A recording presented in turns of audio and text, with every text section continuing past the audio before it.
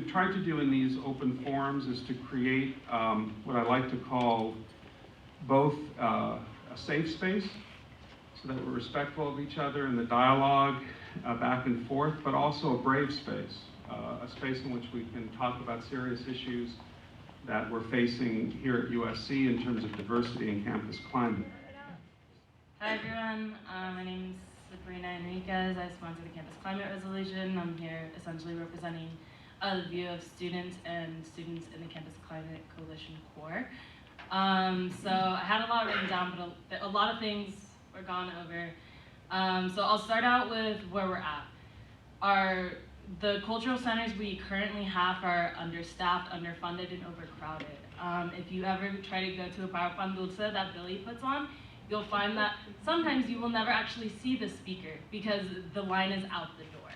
And as he said, we're a third of our space, and that's really because in terms of priority, I really want to complicate this conversation because it's been essentially around who gets priority, which marginalized group gets priority over another, where really it shouldn't be that way, because all of this idea of worthiness of when is it that now this group is worthy of having a resource center, that's inherently wrong in my mind, because what ends up happening and what's been happening over the past few years is that because certain groups haven't been seen as worthy enough, students, especially students from these marginalized groups, have been exploited by, first of all, their labor, all of program board that essentially caters to these communities that are being underserved due to essentially lack in funding, lack in priority. They work around the clock trying to care for those communities. Myself, I made a resource guide for undocumented students because there were absolutely no resources given institutionally. The only resources out there were those that Billy chose to spend his time compiling. And since then, high school counselors have reached out to me telling me how important it's been for their students who are considering USC just to see that someone was talking about that group. Similarly, people have brought up how Native students aren't even counted. We don't have an idea of how many are here, let alone resources for them. University Village project is a 10-year-old project. They started about 10 years ago negotiating with the city and the community about what would go in that space. So there were a tremendous amount of accommodations made with the city in regards to what should go into that space. And a lot of that was assisting with adding back the retail that would be lost by what used to be there before. So they wanted a grocery store, they wanted access to banking. So the University Village is 2,700 residence hall spaces for residents, and then the rest of it is retail space. So, and all of those things were negotiated 7, 8, 10 years ago, perhaps prior to the point that this conversation reached to the point that it is now. I could imagine if we were negotiating it today, it might have involved some different conversations, but back then the focus was on making sure that we met the needs of the community outside of USC. So the retail is focused on USC students as well as the community. So again, I just kind of want to close this out with really complicating the conversation of where are we going to put the burden, because up until these conversations have been happening, it's been status quo that the burden is going on to the most marginalized students who are just trying to uplift their own communities and make a space at this university. I think it's time that finally the roles shift and administration prioritizes students. All of these centers should be created at the same time. It's not that one has to happen before the other. And if we don't have the administration to do it and the staff to do it, how about we hire more staff? We have very few full-time staff, as we saw up there. Our budget, again, in comparison to one administrator, President Nikias, all of that combined is less than 1/10 of what he's making personally. So I don't see a real argument about money when it comes to this. Beyond that, if we had a chief diversity officer, which we've been asking for and have been denied, they could very likely oversee all of these new centers being created and hire the appropriate competent staff to run them. Some of the cultural centers were born or emerged. Let me use LGBT for example. They started off with a graduate student that was providing support as the division or individual divisions kind of each year, we get a chance to request additional funding. So when the next fiscal year comes up, we request additional funding, and then we could use that funding to fuel that position, right? Sometimes in the middle of the fiscal year, we start off with a budget. We start off with X amount of dollars, and then at the beginning of the next fiscal year is when we can add for X plus one. So then we use that plus one to fund a position need. So I was saying, if you were to say, how soon can we get someone in place? I was starting off by saying one option might be we start off with a graduate student.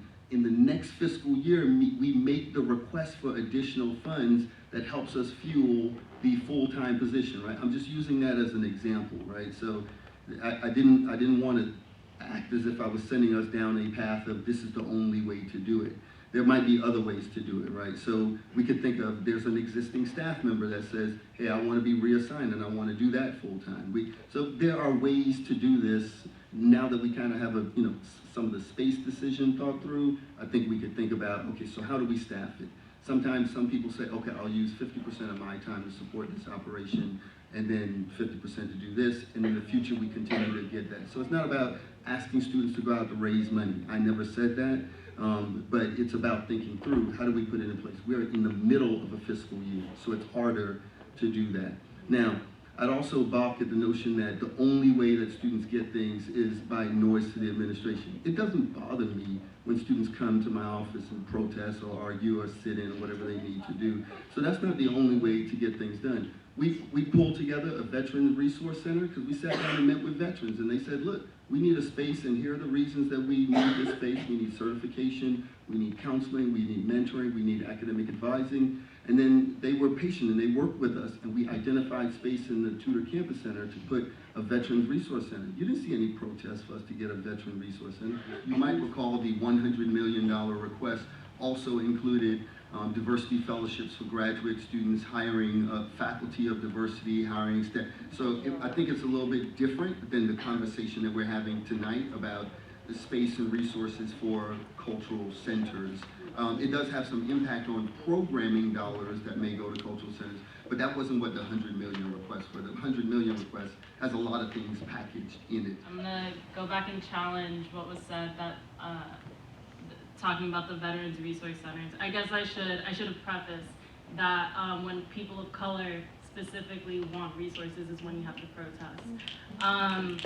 And when You don't think people of color serve in the military? No, I think they do, veterans? but I think because it isn't exclusively them, it's less of something that requires, I guess, protest, because at least traditionally that's the way it's happened.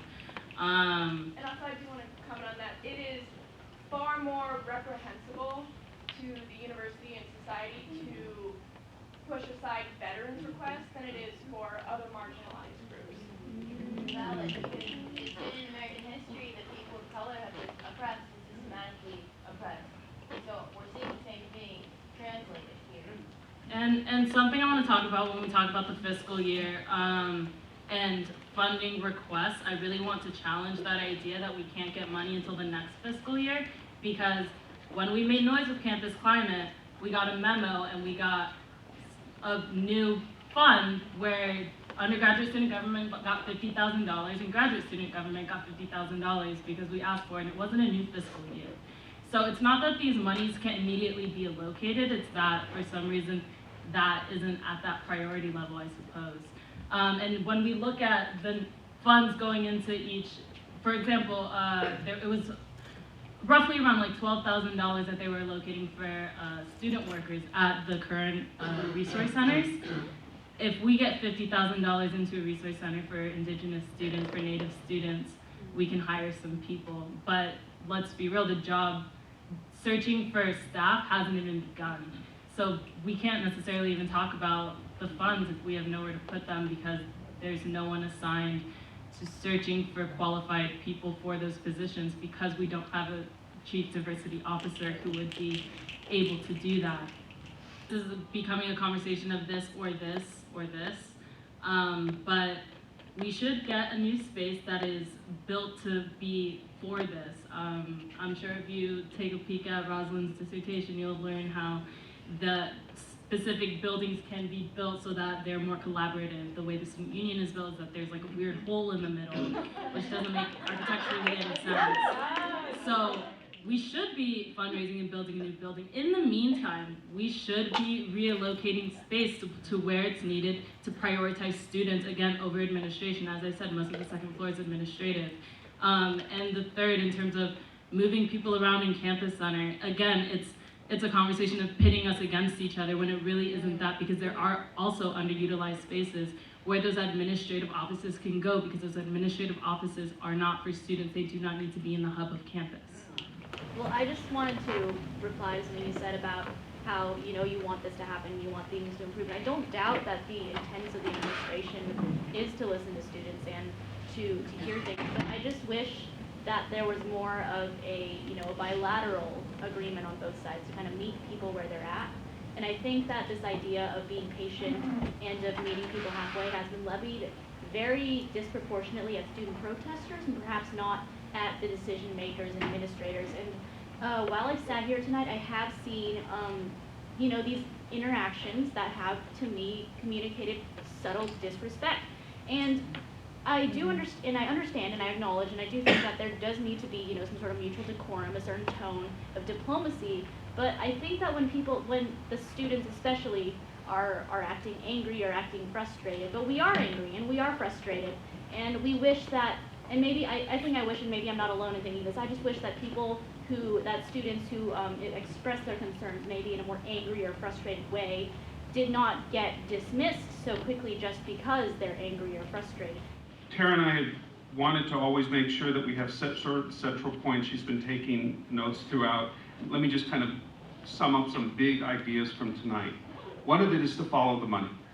$100 million request that was made initially. We need to know how money is being spent, what's being allocated. We want to look at budgets. We want to make sure that there's allocations and increases, not just one time for this year, but for next year. We're going to report back on that. I think that's really important, because if there is increases in these areas, we need to know, and we need to follow that on a pretty regular basis. Secondly, transparency around the way decisions are made, right? We keep going back to that theme. That's very important. It's very important for University Village, but it's very important in all the different areas in terms of how one is making priorities in terms of new staff, new centers, new space. There was a number of very specific requests made, and we want to follow those. That includes Native American Student Services staff position, Middle Eastern Student Services staff position, an undocumented center, a graduate student lounge at Keck, a variety of very specific things. If we've got any others, we're going to keep them on the list, and we're going to follow up on that and report back on whether that's happening or not happening. There's probably other things that I missed, but Tara's got them. I want to thank you all for coming and participating, and thank our panel for coming.